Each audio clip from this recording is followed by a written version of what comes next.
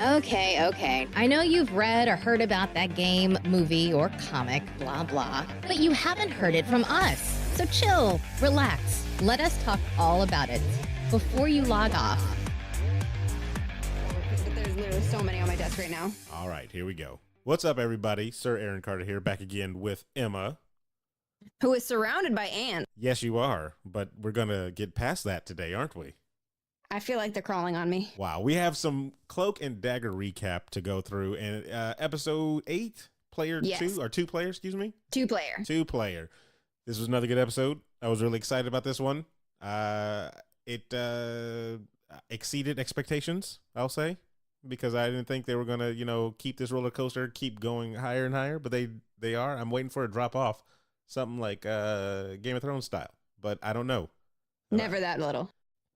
We pick up right where we left off the last time, but actually they showed Baron Samedi playing the pinball machine first. That was Yes. Him playing that, and then all of a sudden Ty's action figure. I don't know what you would call it. That's my first note. My first bullet point is I want that cloak figure. Yeah, they'll probably have them on sale. What is Tandy's gonna look like? Interesting. Anyway, drops into the pinball machine. And then we see Bridget walking into the crime scene from where Tandy and Ty had just, beat up a whole bunch of Johns, wrecked the place. With a bunch of dickhead cops. And I noticed that right off the bat, because I put that in the notes too, them calling them hookers and then Bridget having to correct them, like the victims. And he goes, yeah, okay. Yeah, like just... What a bunch of pieces of shit. You know what sucks is that's totally not, that's not dramatized. No. That's how victims of sex trafficking are treated a lot of times. Yeah. It's bullshit. And then... So good on them. and it's like you could tell that they weren't really investigating this thing because they wouldn't know that Yes. these are kidnapped women. Like, this isn't something they chose, if anything. Like, it's anyway. Because it goes back to the whole thing earlier of nobody's looking for these girls, nobody cares. Yeah. Like, oh, we found where they were. They were hookers. Like, no, they weren't. But you're not going to put any resources into getting justice for these girls, which is the catalyst for the rest of Mayhem's story in this episode. Yeah. She gets actually. We'll wait until she gets her. We'll get into that later. But I kind of like the way they went with her this episode. Oh yes.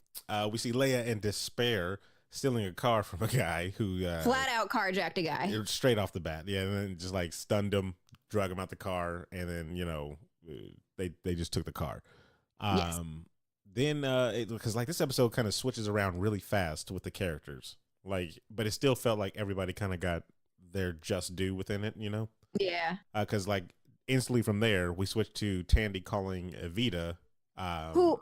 Why does she call Evita? Well, you got to think about it. This is a whole bunch of supernatural stuff going on. Who's she gonna call? But why Evita? Call her aunt. Well, she maybe she did. I don't know. You got to show that. You gotta be like, hey, I couldn't reach your aunt, so I'm calling you to make it make sense, and not, hey, I'm gonna call this 14-year-old. Well, who might know some voodoo stuff because she learned it through osmosis. Did she meet the aunt? Has she ever? I don't know if I've ever seen a Tandy and aunt moment. I don't know if they've met, but she definitely knows that she exists. Okay, I mean, because that's why would she know about Evita knowing all the voodoo stuff and not know about the aunt? Very true. I'm just saying, it doesn't make sense. She called a child. Nah, very true, very true. I said Tandy calls Evita. The fuck is she gonna do? And she kind of is reluctant about it. Bag is what she gonna do. She was reluctant about it, but she was kind of looking for her aunt as well, which she missed on the way out. 5 feet to her left. Yeah, I said the same thing. I'm like, in the same room, and the honey. door's open first of all. So why aren't you looking back to be like, oh, there's a draft in here or something like that? No peripheral vision from Evita. Nah, none not whatsoever. at all. But anyway, her awareness, her spatial awareness is just garbage. It's not her superpower, so it's cool, She rushes out to go to where Ty and Tandy are, and shout out to Maryville61 in the comments for the YouTube, who pointed out that they were actually back at the church whenever he listened to he or she. I don't know who you are. Sorry. Whenever he or she heard the episode and was like, they're in a church. Had a little small discussion with them online, and I was like, hey, thanks for the little shout out or whatever, commenting on the YouTube channel. But Bridget shows up, and how did she know they were at the church? First of all, how does she know they're at the church? And why is she 100% unconcerned with what she's seeing? None whatsoever. I think she has no reaction. She's like, you know what? This is just Tuesday. This is just my life now. And then she didn't, you know what? I thought about that too. But then I just kept falling back on, well, she's kind of in this whole thing where she's seen weird stuff before too. Her doppelganger is out killing people in weird ways. She's already seen them use their powers and everything like that. So it's kind of like all in the realm of believability, I guess, right now. So, I mean, I kind of let that one slide to the side or whatever. That's just like like she's just so used to this. Yeah. She walks in, she's like, oh, black smoke billowing out of a child? Yeah, that's about right. It's another day. That's my life now. Yep. We cut to Ty's mom meeting who is very, very smart, and I love her. Yeah, we'll keep going into this. She's meeting with the preacher, and you see that he's at a rehab center. Good for him. And, trying to get his life back together. And good for him. But then you know what? He's like, hey, I'm trying to get clean. You see where I am, and she says, I don't care about your feelings. Yeah, she isn't. She's a woman on a mission. So it's get wrecked, priest. And she's like, I don't care what you're going through right now. We need to help Ty, and this is how we can do it. She has the folder with all the evidence and all that type of stuff. I guess that Connor spilled the beans, but she needs him to do it, or him to take it to the police, because if she takes it to the police, she has to, say where she got it from. And legally, she has to say that, or it's like inadmissible in court or something like that. You can't just find it out of anywhere. So because she got it illegally, it is the most illegal way you can possibly get a confession. Very illegally. So she is hella smart, and she's like, you know what? I'm gonna give this to you, and they'll take it from you. And potentially. No, that's it. That's it. That's because that's where her plan stops right there, as far as we know. Yeah, because they cut to Evita again showing up at the church with her voodoo kit in hand. Which she apparently packed the entire shop, we will see later this episode. She did, yeah. The whole shop. Magic, all right? That's all it was. It was just magic. It's Hermione's bag. You don't get that yet, because you're not on that book. I was about to say, I don't. You'll get there. So they do show right then and there, because I wrote this down. I said they were trying to call the aunt, but no one picked up, of course, so it wasn't like Evita was just I think that was just a quick reaction, like, hey, let me call her. I have her number. I don't have the aunt's number. Mm-hmm. So she explains, though, that it's kind of like Ty's fight or flight, instinct may be broken, and that's what's going on with him right now. Tandy kind of explains even more. She's like, this is what happens when he gets scared. He opens this portal within him or whatever. There was a line in this that made me laugh where she's explaining basically what it is that they're seeing. And she says, when I went inside Ty, and all I can see is Evita being like, back the fuck up. Wait, what? I'm sorry. When what? Yeah. It's because they're not. Evita has, as far as we know, all she knows is that Ty can teleport, right? That's about it, yeah, because that's all he showed. She does not know the extent of it. So when Tandy says, when I was inside Ty. But it's weird because she's comfortable with everything, too. Like, she showed up and she just sees, I understand she's worried about Ty being on the floor. That's the answer. But yeah, it literally is just, it's like, okay, that's explaining everything. But I mean, if they're comfortable with it, whatever. And then she talks about Papa Legba and how her aunt is married to him. Auntie's husband, Papa Legba. But I'm like, that's so maybe all that is, it's just like I said, it's another day for her. So she just goes on faith. She's like, yeah, this is all true. They draw a veve around Ty, which you can see through the smoke for some reason. Well, it started to go around. It didn't even touch the smoke. Yeah, it like just curved around the thing. It knew. And she's trying to summon Papa Legba to, I guess, show up right then and there, but we're not going to talk about the underage drinking. Oh, that's cool. I mean, it doesn't count because she spit it out. Oh, it went down. It went down. That bottle doesn't count. Whatever. She did not inhale. Okay, she did not inhale. All right. She kind of explains a little bit more too about these. What were they called? The Loas. Yes. And that's when she tells them about the Mambo. Her aunt's a Mambo. Number 5. Yes. Mambo number. I didn't want to make that joke, but I'm glad that you went there. That's a little bit of Monica. Exactly. Yeah. Let's see. None of the stuff that she was doing with the spitting out the rum and everything worked. But Tandy saw the little tiny puff of smoke go up into the, rafters of the church or whatever. It's rafters, isn't it? Yes. I said It is raptors. not the they're not velociraptors up there. I heard myself say that, but whatever, you know.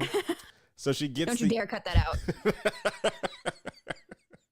So she gets the idea. Hey, why don't I go up there to the rafters and jump into them? Totally going on faith that she is not about to face plant 40 feet into the ground. Screw face plant, right about hitting Ty right in the chest. Like she didn't jump head first, and then she jumped feet first into it. And what if it didn't work? Then no, you just jumped straight into his. Well, either way, torso. the problem is solved. Either you get in there or Ty's dead. That's terrible. Because it's not just one person; it was two people. Bridget was up there Yes. too, and she was just you like, gotta "Yep, get the extra blunt force trauma in there. that's terrible. That's definitely a hate crime." Is what I saw about to happen. And and Evita was just like, "Cool, yeah, jump off there." But I don't know. regardless, it worked. So you know. Okay, We just gotta assume they knew. They felt it in their jellies. Anyway, they get inside Ty, gross. And Legba's there waiting on him. First time we actually see kind of evidence that he doesn't just take one form. You see what you want to see, basically. So Well, like, we knew that already. I didn't no, because we never seen two people see him at the same time. I guess not. But like we had seen it. We had seen how he appeared to Bridget and how he appeared to Tandy. Yeah, I just assumed he was a shapeshifter. Ah. But when they went I up see. there, Oh, you mean at the same time? I see. yeah, because Bridget was like, "Oh, it's whatever her boyfriend's name. I didn't even write the name down." Fugues. Yeah, there you go. She was like, "Oh, Fugues," and then the other girl was like, "Oh, you can just be whatever you want." Gave her the candy bar. Let Tandy look. Which, what the hell? What? He was like, last time he's like, you got to pay the price. And she's just like, you know what? I bet that means my superpowers. Yeah, and Didn't even ask. Well, Did not ask. All she needed was a candy bar. she didn't know the rules. She didn't know the rules back then, and now She thought she knew. She's like, you know what? I bet I know exactly what this is. And now Evita knows and gave her the candy bar for her to, and she was like just smitten by the candy bar. Like as soon as she took it, she was like, "Oh yeah, okay, do whatever you want." And then Tandy looks through the looking glass. Didn't see the mall again. She sees an arcade. You write the name down to that mall again, because you mean the Esplandade? the Espelantes. That one? Yes. No, the Esplanade. No. Whatever. The Esplandade, as it will forever be known. Whatever. But Tandy gets transported to a oh my god, I actually wrote arcade. it down like that in my note. What, the Esplanade? It says the Esplandade is now an arcade. Proud of that one. So she goes in there. She goes to the arcade and she's kind of looking around, and then are leaving Bridget behind to talk to Legba. All she has is some spearmint gum to give him. And I don't know, he seems offended by it. I don't understand, but whatever. Because it's not sweet, it's spearmint. Yeah, it's the same And she didn't give it to him like she was Paul Rudd. That's disgusting. That is disgusting. Deep cuts. So she sees the mall, and that's where she gets transported, Bridget. Yes. And then in the arcade, because they cut back there, we got Tandy meeting Baron Samedi for the first time. Yes, she meets Lord Saturday. And Lord Saturday, are you doing some research? Samedi is French for Saturday. Oh, okay. I just know the Baron Samedi. Or Sunday? Saturday? Ooh. Please somebody comment on that. Baron Samedi explains the whole thing about Ty giving up his worries, because he's like the ruler of the dead in that lore, in the Voodoo legend. Yes.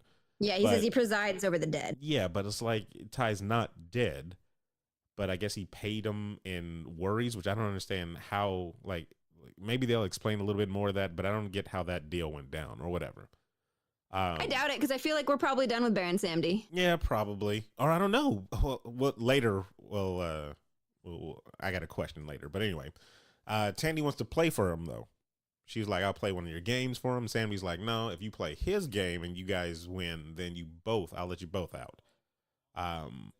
And I think that's when you just like kind of see Ty at the arcade. Yeah, he like snaps his fingers and boom, there's Ty. Yeah, and Ty is just like enthralled with some game right now. But then they cut straight over back to Ty's mom, kind of more explaining her plan to the priest and everything like that. And their conversation, Smart Mama Ty. their conversation is a good conversation, because Yes. this is a guy that's just kind of down and out, and she is a kind of a desperate mom to help her son out right here, and this guy can do that for her.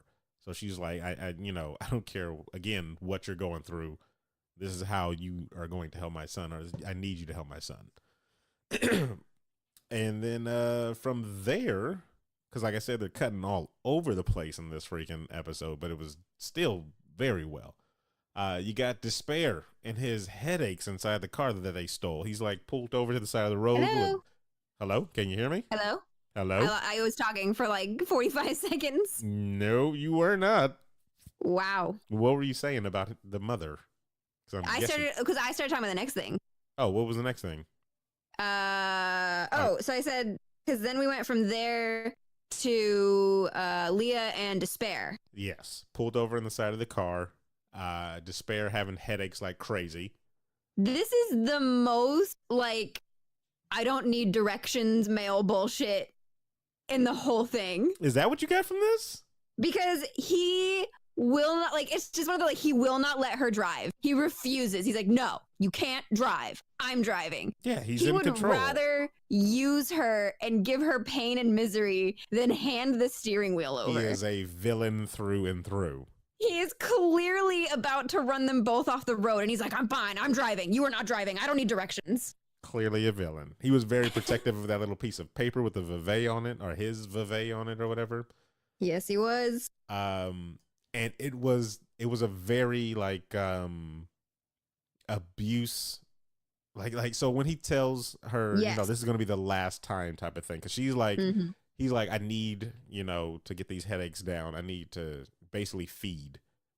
She's like, no, I can't go through that anymore.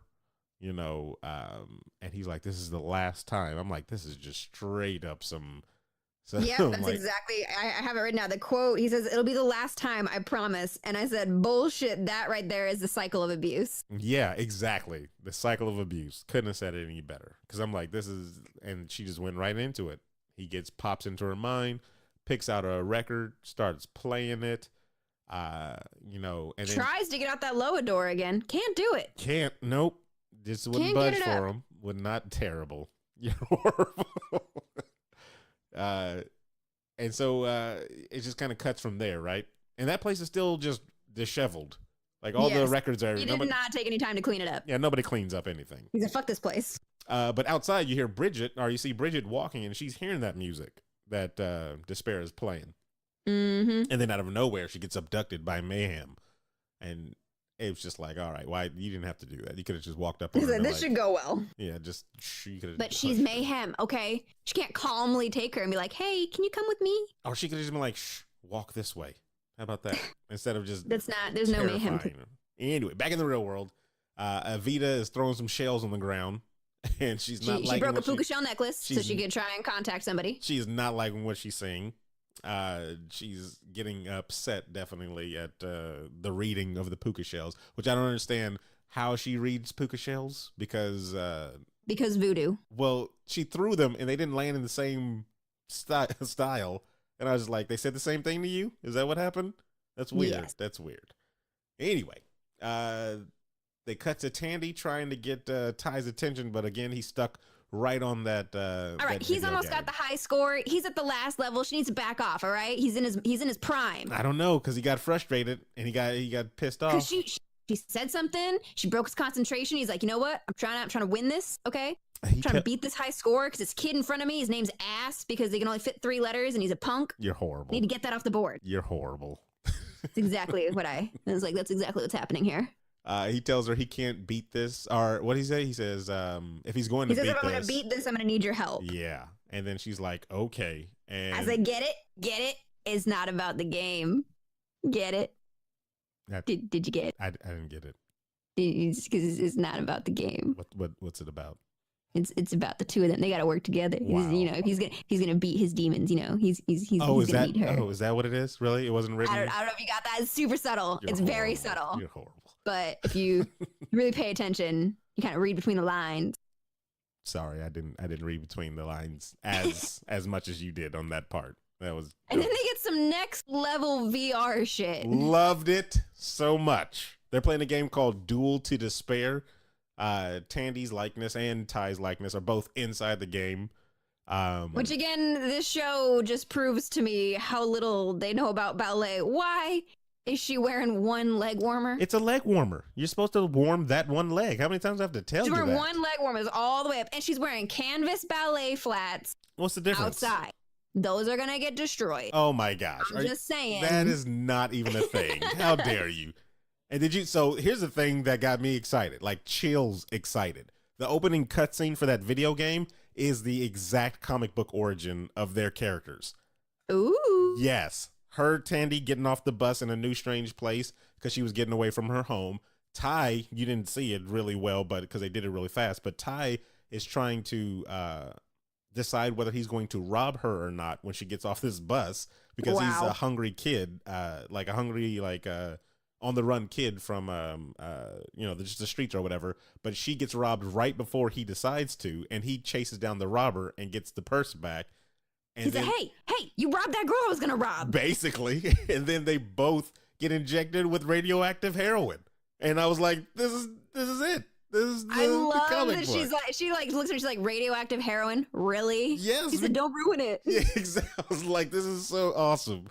Like, they're That's making hilarious. fun of the original origin. And I was like, that's so good. I got chills when I saw Good that. for them. Because I literally just read that comic book like last week, and I was just like, oh, this is very dated. Because this would not be the kind of origin or whatever, but it's really good. No, they did a good job changing that one up. Yeah, they definitely did.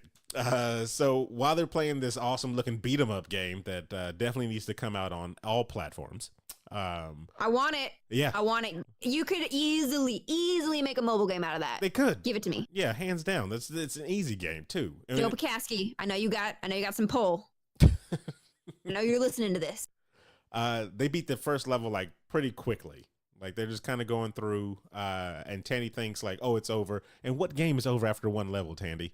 What game is over? She said she's not a gamer. No, that's common knowledge by now. Even somebody that's never played Mario knows it's not over after the first game. But anyway, they're beating up stuff, and Tandy's still trying to snap him out of this thing, but he's kind of relishing in the fact that, we're in this place where there's no complication to this. We just beat up people, we win. It feels good.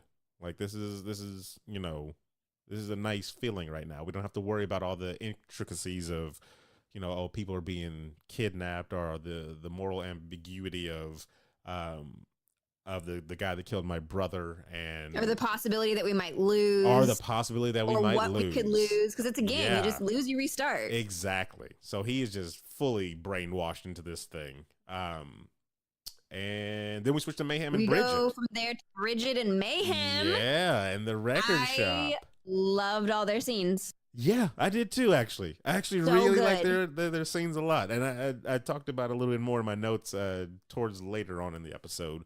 But they're kind of going back and forth with explaining things to each other.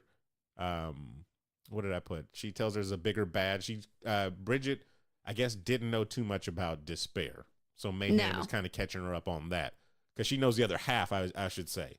She knows the other half. the real world, like, cop half. Yeah. And Mayhem knows the little dark zone half. Like what he's doing inside there. So they're kind of catching each other up on that one, which is pretty good. I like their scenes, though.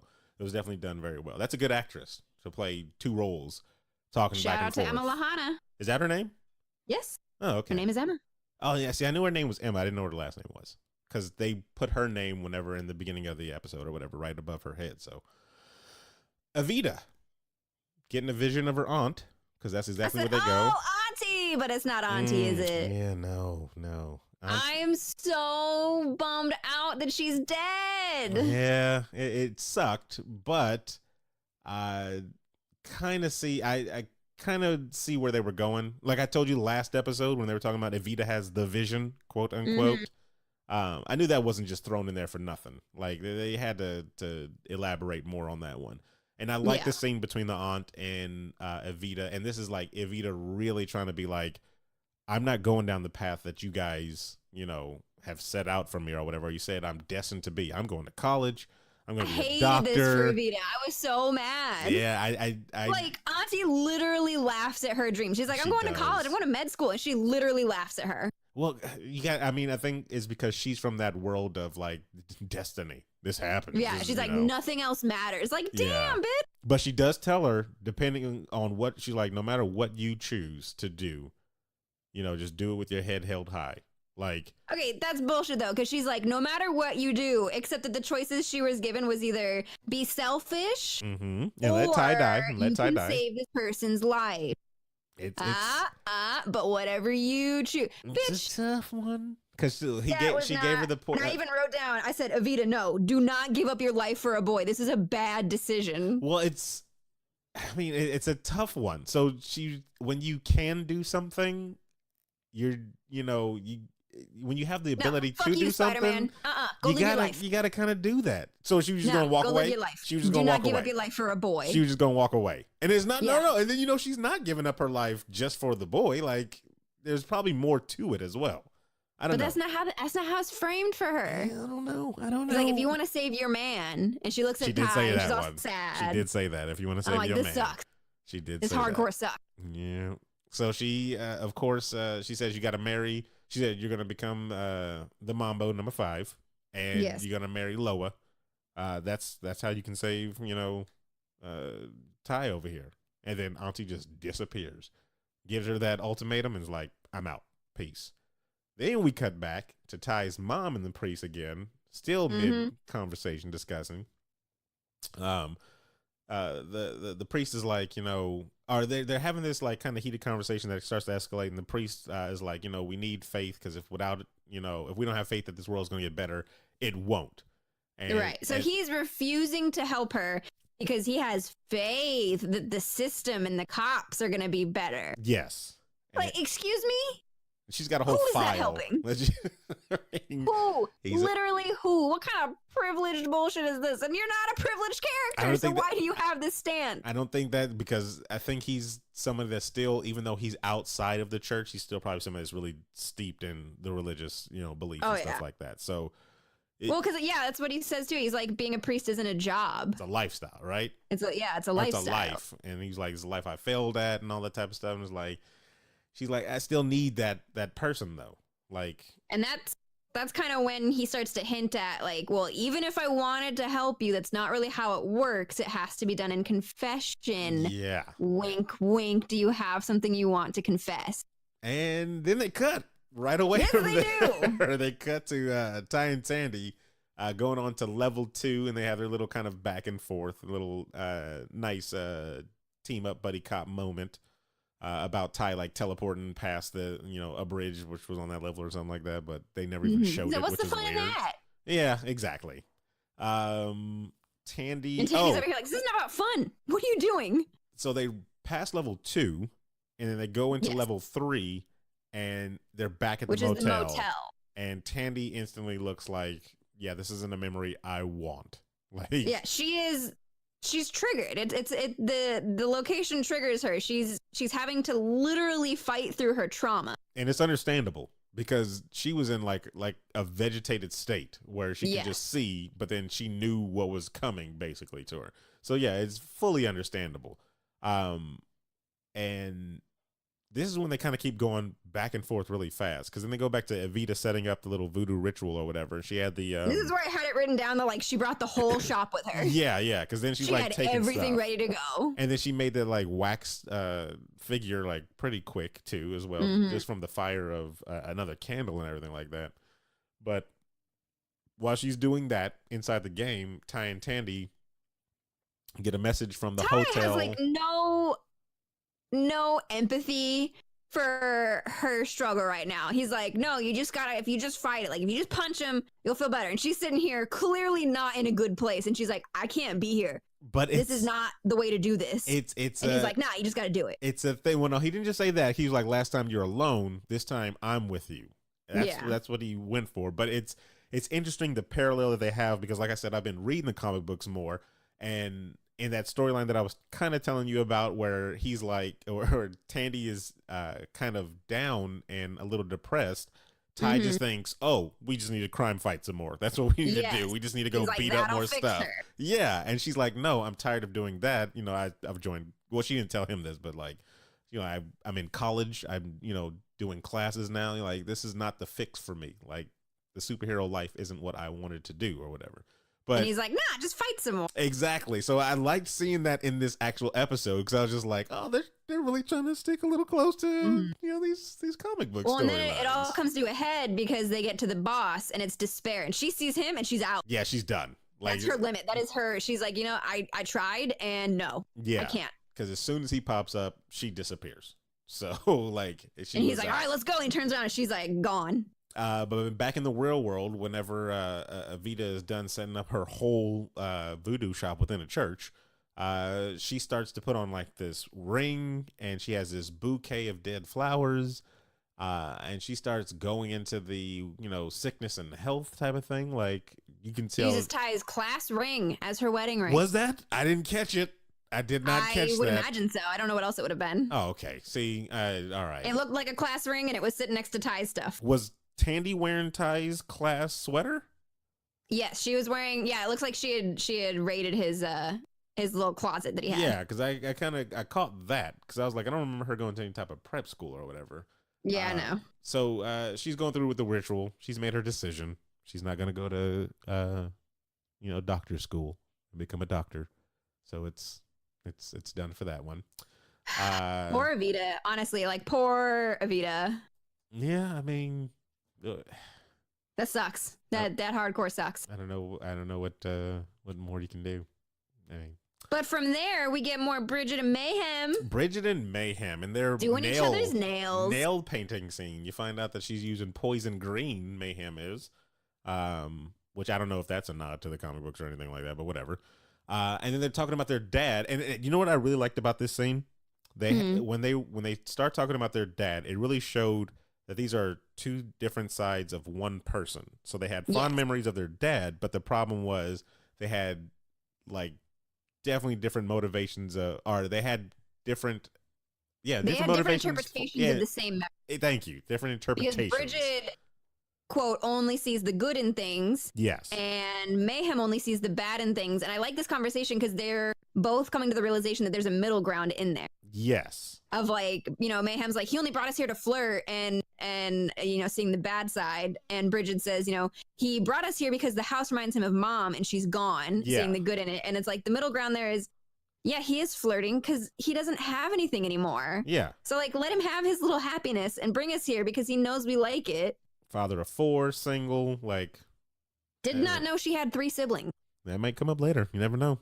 Might be some more Mayhems out there. Where are they? Because she's not doing great. But she got shot. Yes, she did, and nobody came around and she checked out. Came for her. Maybe they're just bad siblings, I guess. I don't know. Supervillains for. And later I even wrote in here. They're like sisters. Like the way they're talking and the way they argue, they're like sisters. Yeah. I didn't even put that together. I just thought it was a really good conversation between the same actress. But. And then I have team up. Well, Bridget, she finally is like, whatever that evil is out there, I'm going to need your help to, stop this. And Mayhem's like, I'm not trying to be put in a box and come out whenever they're, you get a whenever flat you tire. decide Yeah, it's like the proper time. whenever you're mad out in the real world and then you just bring me up. Like, no, that's not what's going to happen. She's like, no, you can drive, but you just got to listen sometimes.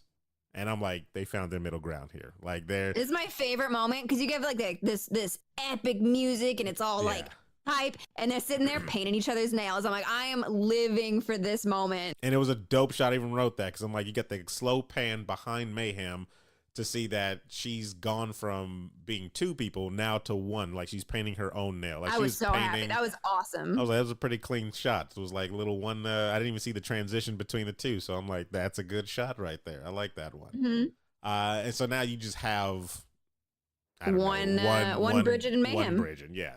So Evita is back in the real world. She's doing making the marriage thing. She's doing what she has to do to save Ty. Making bad choices. Ty and Tandy are arguing because he's still just in La La Land over this place that he's at, and Tandy's like, you need to come out here, back to the real world. Baron Samedi kind of gives them an ultimatum. And while they're talking, like Tandy kind of brings up, she's like, like I had to figure out, I had to see shit, that you don't know about. Like he showed me the thing that broke me was seeing you dead. Yeah. And he's talking, and one of them, I can't remember which one of them says it, but it comes to like, because I couldn't imagine my life without you. Yeah, no, yeah. She, because she said, oh, wait, Ty said he couldn't imagine his life without her. And then it pans over to Baron Samedi, and I'm like, that's me right now. Oh, yeah. His face, look. I was like, that is me. Because I did the exact same thing at the exact same time. Wow. It's like, oh, hey. And Tandy says she would rather fight like 100 times together with him than one time alone without him. That was the kind of back and forth between them. Oh.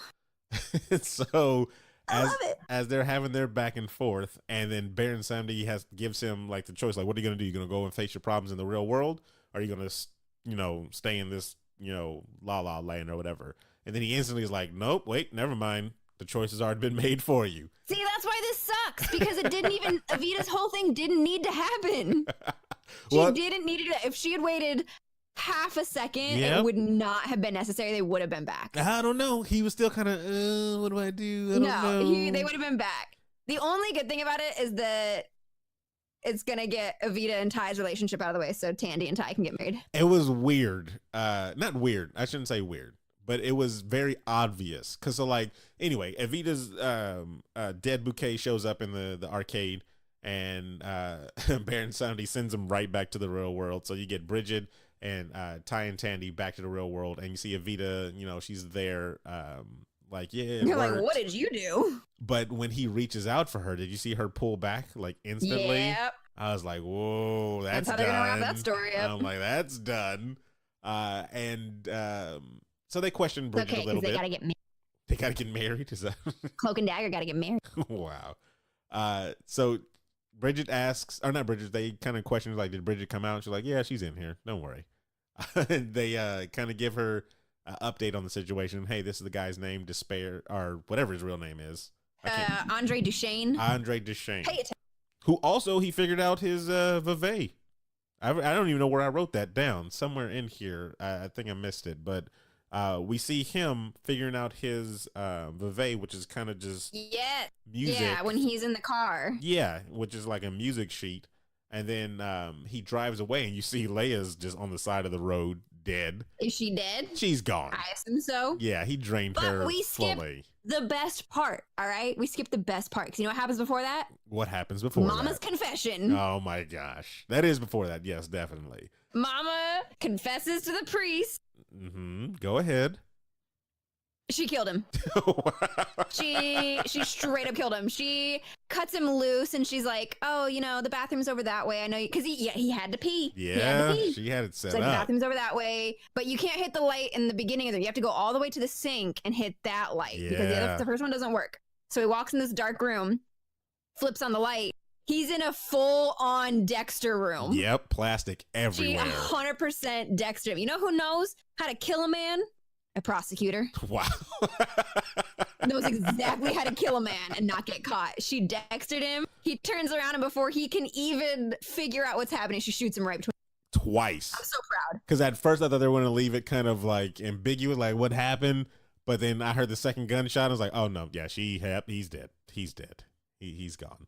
And the priest gets like mad at her. He does. Well, I mean, he's like, you used me to confess to murder. Yes, basically. Without telling me beforehand, because you knew I wouldn't have helped you. And she was like, well, it's all said and done now. Like, go help my son. And then just bails.